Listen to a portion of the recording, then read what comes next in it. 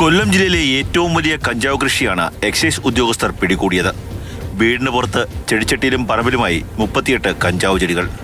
ലഹരി കേസുകളിൽ ഉൾപ്പെട്ടിട്ടുള്ള അഖിൽകുമാറിന്റെ വീട്ടിലാണ് കഞ്ചാവ് ചെടികൾ കണ്ടെത്തിയത്. ഏറെ നാടകീയമായിരുന്നു എക്സൈസിന്റെ അന്വേഷണം.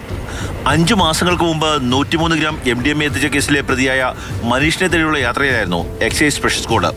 വീട്ടിലെത്തിയ ഉദ്യോഗസ്ഥർക്ക് മുന്നിലേക്ക് 3 വിദേശേന വളർത്തുനായ്ക്കളെ മനീഷ് അഴിച്ചുവിട്ടു. അവയെ തുരത്തിയ ഉദ്യോഗസ്ഥർ മനീഷിനെ ബലപ്രയോഗത്തിലൂടെ കീഴടക്കി. ഇയാളെ ചോദ്യം ചെയ്തപ്പോഴാണ് കഞ്ചാവ് കൃഷിയുടെ വിവരം ലഭിച്ചത്. 10 കിലോ കഞ്ചാവും 36 കഞ്ചാവ് ചെടികളും ഒരു വീട്ടിൽ നിന്ന് കണ്ടെത്തി.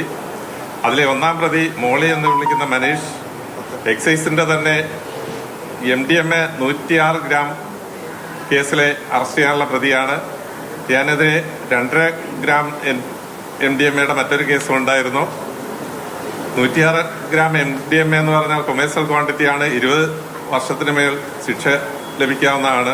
അഖിൽകുമാറിന്റെ വീട്ടിൽ എക്സൈസ് സംഘം പരിശോധന നടത്തി. അവിടെ നിന്ന് 10 കിലോ കഞ്ചാവ് പിടികൂടി. വീട്ടുപരിസരത്ത് നിന്ന് കഞ്ചാവ് തൈകൾ കണ്ടെത്തി. 2 മാസം പ്രായവും 40 സെന്റിമീറ്റർ ഉയരവും ഉള്ളതായിരുന്നു കഞ്ചാവ് ചെടികൾ.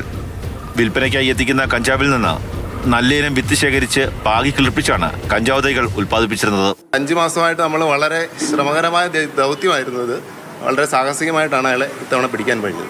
അയാളിൽ നിന്ന് കിട്ടിയ വിവരത്തിന്റെ അടിസ്ഥാനത്തിലാണ് അഖിൽകുമാർ എന്നയാളുടെ വീട്ടിൽ നിന്നാണ് ഈ കഞ്ചാവ് തോട്ടം കിട്ടിയത്. ഈ മനീഷ് എന്ന് പറയുന്ന ആള് നേരത്തെ ക്രിമിനൽ കേസുകളിലെ പ്രതിയായിട്ടുള്ള ആളാണ്. ഈ അഖിൽകുമാർ മുൻപ് കഞ്ചാവ് കേസുള്ള ആളാണ്. സ്കൂൾ കോളേജ് വിദ്യാർത്ഥികളെ ലക്ഷ്യമിട്ടായിരുന്നു കഞ്ചാവ് വിൽപ്പന. 20 വർഷം വരെ തടവ് ലഭിക്കാവുന്ന കുറ്റമാണ് പ്രതികൾ ചെയ്തത്.